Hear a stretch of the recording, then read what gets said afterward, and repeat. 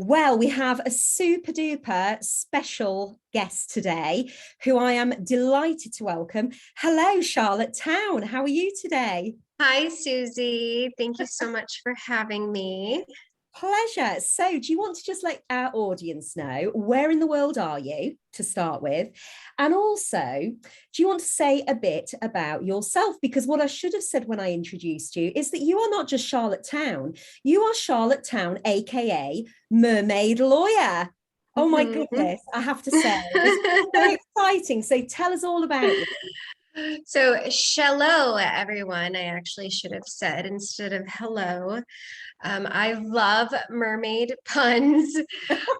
So I am here in beautiful sunny South Florida. My home and my office are in Dania Beach, which is in the Fort Lauderdale area, very close to the ocean. I have to, of course, be close to the water.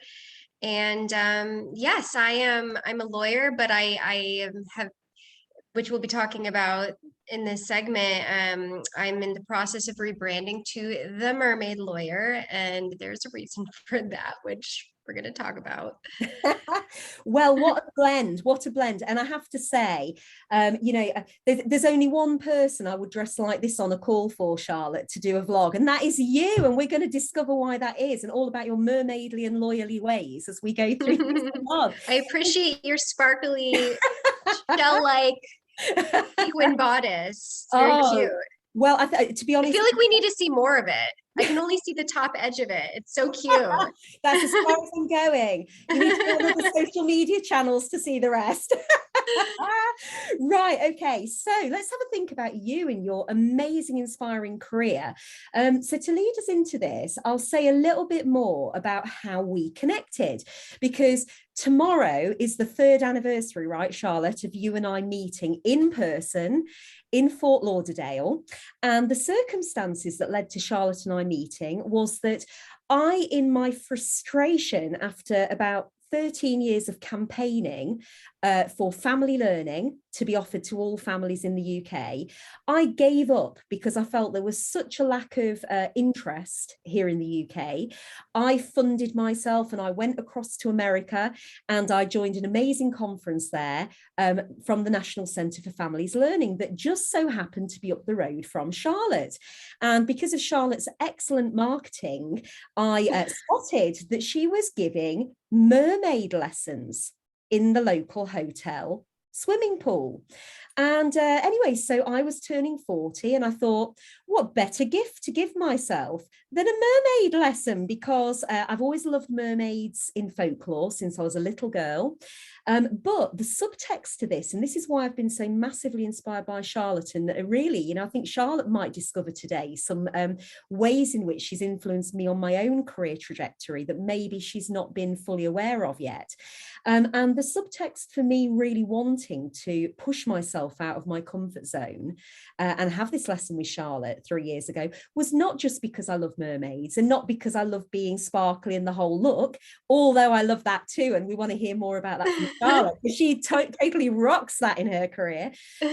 It was because as a child, I actually experienced quite a traumatic experience in school where we had swimming lessons, and our swimming teacher at the time, I must have been about 8 years old, threatened to hold me under the water with a wooden pole if I didn't hold my breath long enough for a swimming badge. And I was so traumatized by this as a child. I had this lifelong thing about loving being in water, but being absolutely terrified, especially as an asthmatic, of feeling I was going to run out of breath or I was going to be held under the water. So that was why, as well as loving Ariel the mermaid from Disney and all the rest of it, and as a singer, of course, I love all that stuff around mermaids and singing. That was why, Charlotte, I reached out to you for that lesson, and I don't think I told you that at the time. No, you didn't, and I'm so sorry why. that happened to you. That's incredibly traumatic, and it makes me angry that someone was so cruel and abusive to do that to you.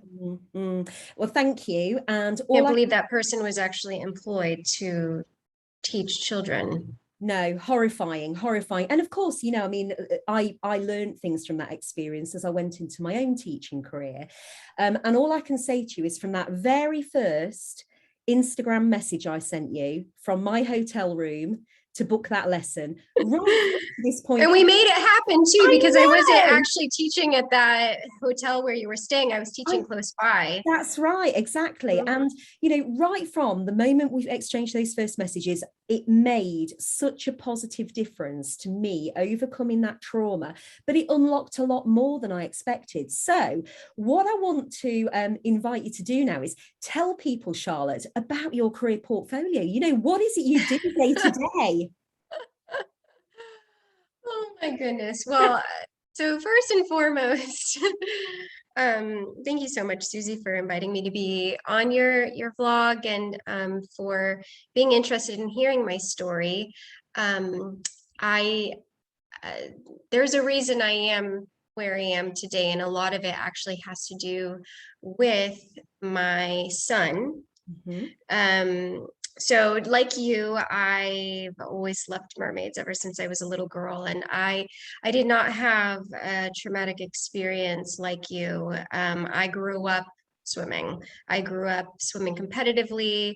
My family would take me on vacations. I have this memory when I was 4, we were on vacation in St. Bartholomew, and there was a lot of rocks there, and my mom told me that there was a mermaid just beyond the rock, and she took me over there, and we took a peek to find the mermaid, but I got stung by a jellyfish Oh, right gosh. before I saw the mermaid. So I didn't actually get to see her, but my mom saw her, and she had me so convinced that the mermaid was there. And so I've been a believer ever since. And my dad ended up building a pool in our backyard. And so I would spend my summers like many little girls playing with my friends, pretending to be mermaids. And then I ended up getting my scuba certification when I was 12. So I've just always been a water baby and loved being under the surface. And I remember when I went snorkeling for the first time in Cancun, I was 8, and just that peace that I felt under the surface, swimming with the fish, looking at the coral, and just the sound of being under the water was so relaxing and peaceful, and a very magical experience for me. And I've always felt connected to the ocean. So that's just to sort of establish the mermaid interest and the mermaid in me. So I've actually been an attorney for 12 years. And when I got pregnant with my son, it was 2015 is when I had him. I was very passionate about having a water birth, and I ended up having him in the water, and have just always been connected to the water. So to make a long story short, after my son was born, which we had a beautiful natural water birth, he was definitely not meeting his developmental milestones, and was experiencing a lot of distress, and just we were having a hard time. I was breastfeeding, but we were just having a really hard time with him, tummy issues, not meeting milestones. And then when he was 9 months, he started having seizures, and we ended up then conceiving our second child, my daughter, who is 20 months apart from my son. And 3 months into, right after we found out we were pregnant with her, we ended up getting genetic testing done for my son, and found out that he's a very rare genetic mutation that's epilepsy causing. It can cause developmental delay, autism, intellectual disability. So I've been, trying to manage my law practice and having a special needs child, and another baby. And it was after I had Lorelai, my daughter. I was pumping exclusively for her, trying to take him to all of his early intervention therapies, trying to manage my law practice, that I had a realization that I was losing my spirit. You do so much for your children, and I was under a lot of stress. So I needed an outlet. And like I said, I've always loved mermaids. And I forgot to mention that when I was pregnant with my son, I did an underwater maternity photo shoot when I Oh, was pregnant. wow. Oh, amazing. That was my very first underwater photo shoot. I was pregnant with him. And there's some pictures like early on in my mermaid Instagram where you can see some of those. Oh, But cool. So I was procrastinating one day. My daughter wasn't one yet. She was like, I think 10 months old, still pumping. And I was like, if I was to have a mermaid business, what would I call it? And of course, this is while I should have been doing work for clients. So I'm, Googling, doing trademark searches. I practice trademark law and copyright and entertainment law. I didn't mention that. And I came across a business that was offering kind of like franchises, more like a license, but similar to a franchise, to be able to create your own mermaid swimming company where you would be teaching kids and adults how to swim in mermaid tails and transform them into mermaids and help them make their dreams come true and have that sort of alter ego transformation experience. Fantastic. So that really called to me, and I was very hasty. I immediately picked up the phone and I called the owner and I was like, boom, boom, boom, boom, boom, I'm doing it. It was like, I made the decision. Love and that. she kind of, the timing was fortuitous because she was from Canada and she was actually planning on flying down to South Florida with her boyfriend at the time for some kind of company gathering for his company. So she was going to be doing some things in South Florida that she had already established. So instead of me having to fly up there for a training, she was coming to my area. So it all just, the timing was perfect. So did my training with her and entered into the license and started teaching the mermaid swimming classes. I found some hotels to teach out of. And so that's how you and I, Susie, ended up meeting, is on the weekends. I was offering these lessons to people in the mermaid tales. And it was incredibly fulfilling for me. Like I said, it was an outlet, kind of a form of therapy. And through that process, one of my instructors who I met is a very famous mermaid. Her name is Mermaid L, and she was performing professionally. And so with her, I started performing professionally as a professional mermaid. And that was just sort of in addition to teaching the mermaid classes. And that's how I ended up starting to become a performer. Amazing. And I eventually closed down the mermaid swimming business. It was just a lot. Like as my kids got older and having more needs, it was just becoming too much to leave them with my husband on the weekends. So I ended up shutting that down, but I continued to perform. I see. And so and it became a regular thing for me. I ended up investing. Oh, I'm so sorry. That's my husband calling. That's my husband, Charlotte. or maybe my son. My son has a tendency to call me a lot. I'm going to put it on silent. Sorry about that. So just to wrap it up, I been performing a lot and just started, people started knowing me as the mermaid. And, when you think of lawyers, you think of this sort of corporate image, and it's very professional and suit and, white collar, very, there's these rules of professional responsibility and you have a certain look. And a mermaid definitely is the complete opposite of lawyer when you think of it, right? Like it's a complete contradiction. And so one would think that maybe, I wouldn't be taken seriously. Already I've been practicing for a long time. Like I said, 12 years I've had my own practice. So I'd already attained a certain level of expertise and respect in my field and amongst clients, but still there's always that possibility. People are like, oh, and actually I got many questions like, are you still a lawyer? Like, they're seeing all these. I never really been good up until recently with marketing myself as an attorney on social media. I've always just had referrals, and I've practiced a lot of music law. That's my background. So I just hadn't been putting myself out there as a lawyer, but I wasn't hesitating to blast all of my mermaid stuff because I was very proud of it. And that was my hobby, my happy place, my therapy, So to make a long story short, ever since I started putting myself out there as a mermaid, I actually was getting more business as a lawyer, and shockingly. So I started thinking, maybe there's something to this, and the fact that I was being authentic and putting myself out there and not being afraid to show my true mermaid self and sharing my creativity and my love for this fantastical kind of fantasy-like thing and embracing that alter ego, maybe I should marry the two together. And so over the past year, and it's been a slow process just because of the pandemic and, when you're rebranding, it takes time, but I'm going to be launching a new website soon. I have an amazing website designer. And so I am I don't know if you can see my office, but I hired an interior decorator. There's mermaids everywhere in my office. Are they Uh, hang on, here, yeah, Charlotte. Are I'll walk they around. shell-shaped chairs? Yes. Oh So my here's gosh.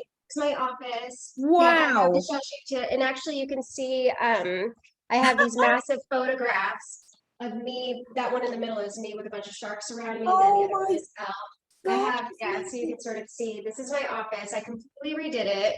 Amazing. Um, and did a photo shoot of these incredible photos that are going to be on my website. And so yeah, I'm totally doing the whole Mermaid Lawyer thing, and everyone's loving it. So Well, good I'm for you. excited. I just hired a social media manager, and I'm going to be doing the TikToks and the YouTube, and I'm loving the creative outlet. Fantastic. Well, honestly, it's just been an absolute joy from, the other side of the pond to just see you just, spread. So, well, I'm using a wings metaphor here because, as you know, sort of, where I lack in confidence underwater, I make up for with my love of angel wings as well. And it's a common motif for me as a performer as well, because, of course, we're both performers. But, it's been amazing seeing you embrace that journey, and as you say, seeing both sides. And incidentally, I did say, of course, when I come to Florida with my children, I am blatantly going to try and gate crash. See you, so prepare yourself. I love that. But yeah, just coming back to your, I do have a bunch of mermaid tales still, don't worry. Even though I don't teach, we will absolutely have a mermaid day together. Perfect. Whichever is most sparkly, that's the one for me. Will do. I have some sparkles. So and I mean, I've seen obviously so many of your photographs, and your show videos that you've been doing with the mermaid shows.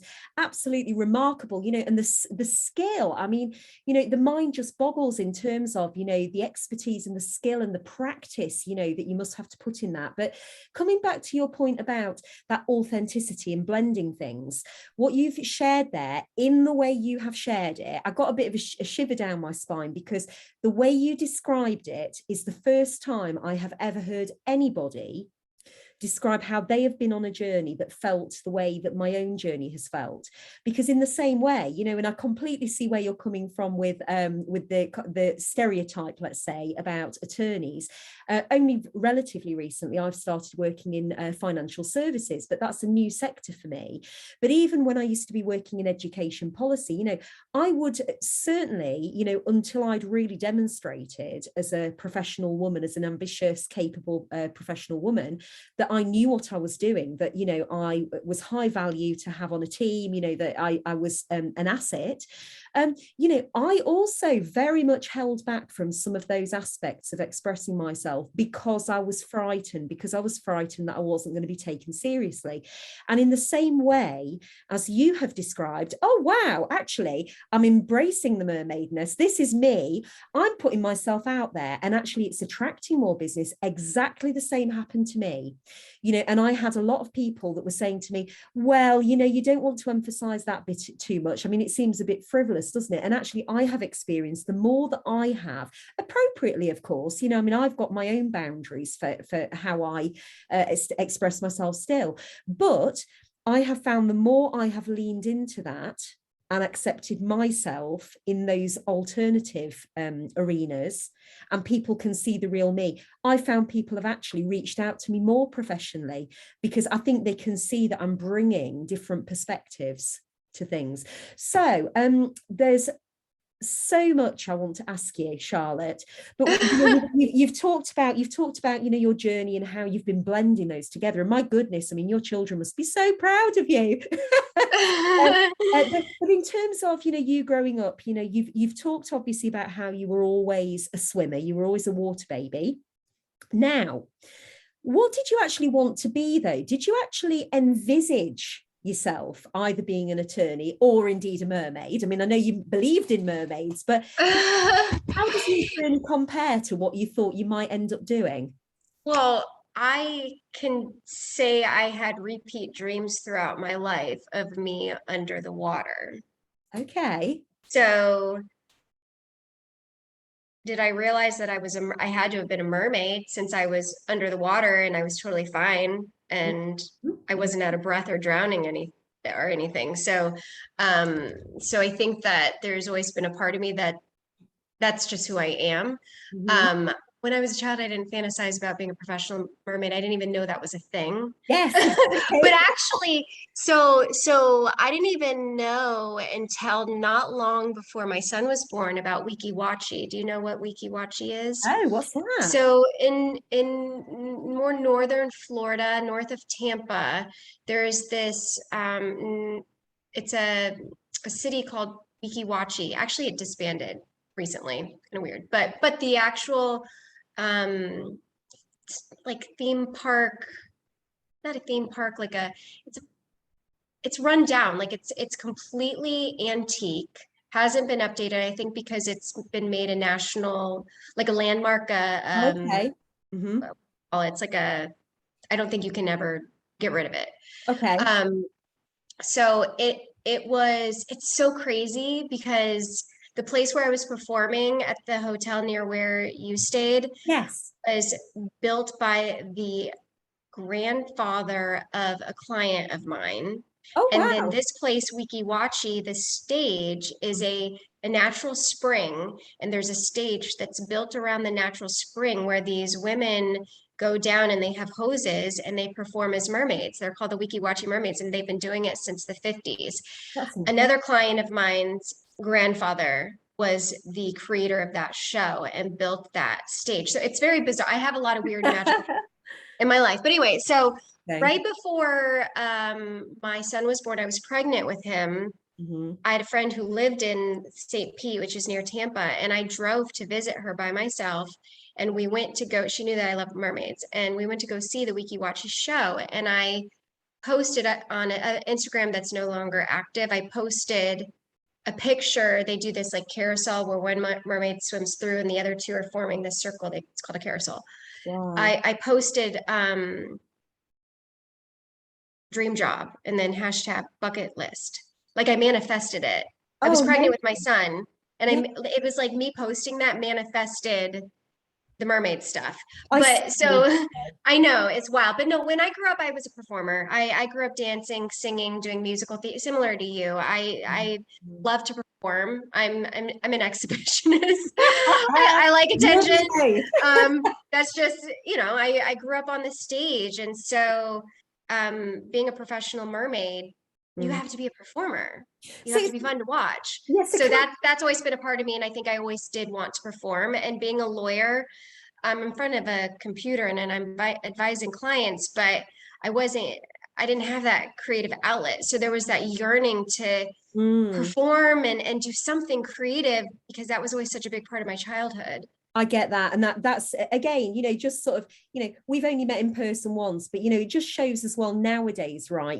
With sort of, as well, I say we're emerging post-COVID. I'm currently self-isolating because I tested positive yesterday. So, I'm hoping we're coming out of COVID. But, one of the things obviously with all the remote working, right, is, we just, I think, have such massively expanded opportunities now as well to be influenced by a broader range of people as well, across the geographies. And that was one of the reasons why I really felt, very passionately about your story being one I wanted my network to hear. So as you're talking about, that journey that you went on, are there any particular barriers that stick in your mind, that you faced, because you've obviously talked about, your kind of personality, and obviously we've got some similarities around that. And what I was going to say is, oh, well, that kind of determination, and that passion and what have you, did that really help you in terms of overcoming the barriers that might have faced you? But, were there any barriers that you felt you particularly faced other than the one that you talked about in terms of, oh, will I be taken seriously? No, but I think we as humans have a tendency to I don't think there are any barriers. I think that we place barriers upon ourselves. And I was and still, I mean, I'm in with the seizures with my son, I'm in need of some kind of outlet, some kind of coping mechanism. And so for me, this has just been how I've been able to survive and continue to function. So if there have been barriers, I've been oblivious to them. Mm-hmm. I mean, like I said, I had that one, like, oh, you would think that people wouldn't take me seriously, but I immediately saw that I was getting a warm reaction to it. So that quickly was dispelled. But really the only barrier is time. Like it's as a result of this mermaid journey, it's influenced so many other Yes. opportunities and endeavors that I've now, like I have a doll that I've invented, and it's been a very long process. It's getting the utility patent. It's a transforming mermaid doll. Oh Originally, my that's what gosh, it was. can I pre-order one? I've broadened it to be transforming into anything, but it was originally inspired by it was strictly, and you see in the patent drawings, a transforming mermaid doll, where it was kind of like reflective of an alter ego transformation from human form to mermaid and back again, and was I mean, kind of like a metaphor for me in my life. So I've been pursuing that, and that's been a money investment and time investment. I have another online, it's a music legal platform with 2 other partners that I've been doing. So I've just been, all of a sudden, I'm like in an entrepreneurial mode after I started this one business, still managing my law practice, still juggling the extra needs that my son has, because trust, this pandemic with the special needs child and virtual school, like that does not match at all. It's been really, really rough. So yeah, I mean, I've been in survival mode. So it's like, give me all the mermaid. Like, I need to keep doing mermaid because that's what keeps me sane and keeps me going. Well, so huge respect to you, Charlotte. Huge respect for you. And I want to come back onto the kind of remote learning thing shortly, actually, because there's a connection with something I want to ask you. But that's again very powerful. And I really believe that people that are listening to this, that maybe, are thinking, how on earth do I make a transition from what I'm currently doing in my life, or feeling like I've been trapped in what I'm doing, to hear you describe, that journey that I relate to as well, where actually, you're not just saying, oh, I'd quite like to do this. You are actually prioritizing your inner needs, your very human spiritual needs. And, one of the things, I don't know whether you've experienced this, but one of the things that I think some people find very, very difficult to get their heads around, particularly if they're not very creatively driven, is they associate things like, you and I do in the creative sphere of our career portfolios with being, oh, that's a bit of fun. Oh, that must be fun to do, or that's nice to have. Yeah. But actually, I suspect from what you're saying, and definitely for me, I mean, I know when COVID lockdown started, the biggest singular mental health impact on me was not being able to go out on a stage and perform gigs, because that is such an integral part. My singing is such an integral part of my personality. That was the bit that potentially was going to really impact on me. So that thing around really inspiring people to not only go for it, but also to realize it is legitimate. It is legitimate to say, not just this is fun, but I need this. This is like a lifeline to me. Like you said, that survival mechanism. And I think some people just cannot get their heads around understanding how creativity in that way can be a lifeline. Would you agree with that? 100%. Until you actually try, you don't get it. And then once you do it, once you tap into that need for self-expression, so much magic happens. It's like it unlocks a world of opportunities, and then just amazing things start happening. It's like that snowball effect, like, but in a good way. Like, it's just sure. Ripple effect. And it's That's a water ripple effect. Yeah, I mean, it's really, it's, for me, it's so much magic has happened as a result of it, and I truly do attribute it to my son. He's been the source of inspiration for all of this. And even though it's super challenging, but it's been incredibly empowering.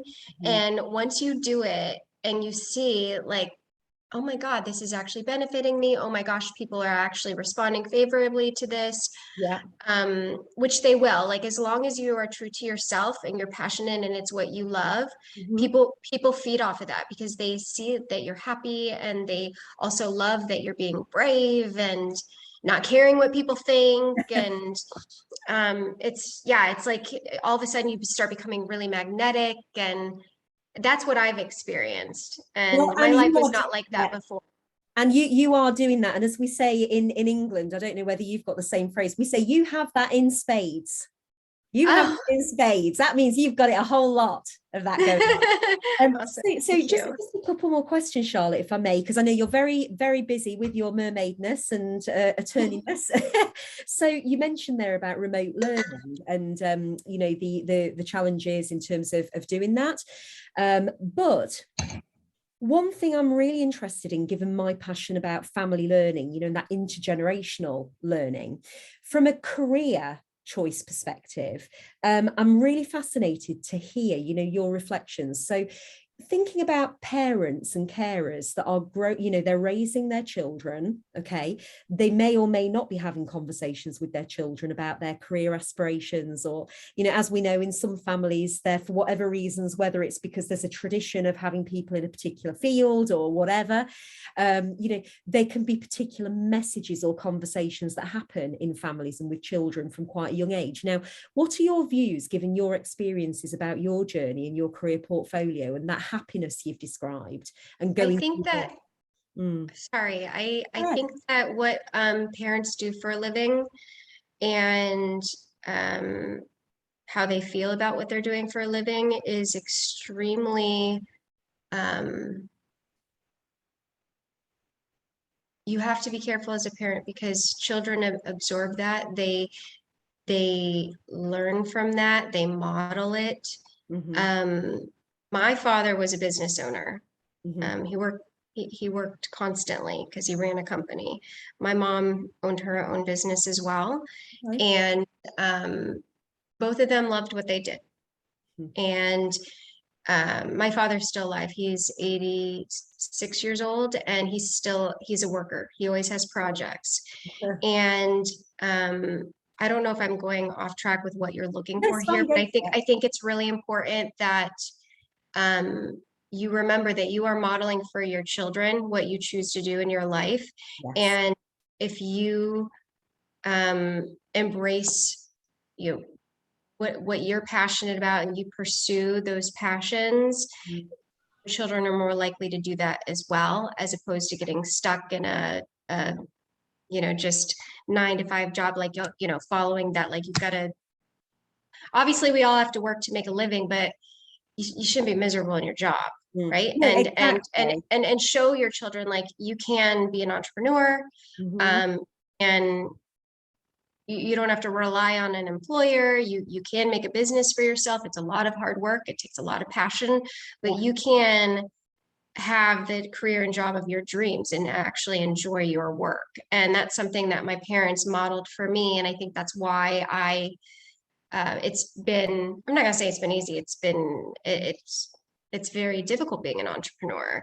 But because I think I've been brave and had the confidence to be able to have my own business, businesses. Exactly. So, and not be afraid of failure.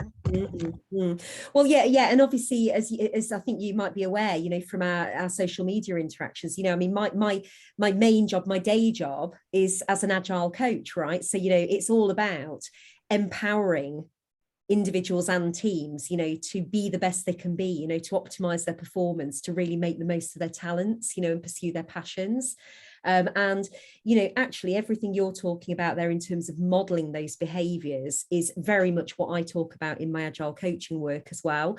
And as for, you know, as for those career conversations and seeing the parents and how they talk about it, you know, you won't be surprised to hear me say that, you know, I absolutely am steadfast in believing that family learning as an education model is a really unique way of maybe raising some of those conversations in a more formal way, than might naturally occur in some households, you know, because as we know, in some households, those conversations will be happening. But for example, in households maybe where there's worklessness or anything like that, you know, those conversations might not naturally arise. So yeah, so the last question I've got for you, and you kind of referred to it then, but you know, as a parting gesture then, before you swim off into the ocean of your career portfolio until further sighting, Charlotte, what advice would you offer anybody out there in terms of pursuing their dreams? Dive right in, go for it. Take the plunge. All the metaphors there. Your life will be transformed, and yeah, just I'm very excited for every one of you who has something that you've been, you know, kind of fantasizing about, but you haven't. It just seemed too kiddie or too outrageous or unreasonable. It's not. Mm-hmm. And you and I mean, I think the thing is, Charlotte, with this vlog, right, you and I have lived this journey, right? You know, we're not just doing this vlog talking about it theoretically. You know, we've both been doing this for years. And you know, if there's one person out there that watches this vlog and as a result, as you say, you know, kind of thinks, yeah, I'll have a go at that, then that's a return on investment from my point of view. Charlotte, thank you for being a shining star on my journey towards achieving my dreams. I am so overjoyed that we happened to connect that day. It has made a huge difference for me, and keep doing what you're doing. And I really hope we get a chance to meet in person again one day. So I am championing you. I am rooting for you, and I wish you every happiness and success. Goodness, the feeling is mutual, my Susie C star, and make sure you show everybody that video of you singing Ariel and your green mermaid tail. Oh my gosh, I'll have to remember that video I took of you? Yeah, that was so fun. That was so You have to fun. share it. You have such a beautiful voice, and yeah, you were so beautiful, and you look so gorgeous in that mermaid tail. Thank Joe, you. you have to make sure you're showing pictures and videos along with this so that people fully understand our time together. That is a great, actually, that is a fantastic suggestion. That is a great suggestion. Do you know what? I have a feeling if we lived on the same side of the ocean, I think we'd probably be collaborating on something. So let's look out for that for the future. Charlotte, look after yourself. Have much fun. Thank you so much, Susie. Okay, pleasure. Take care. Bye, everyone. Bye. Bye, everyone.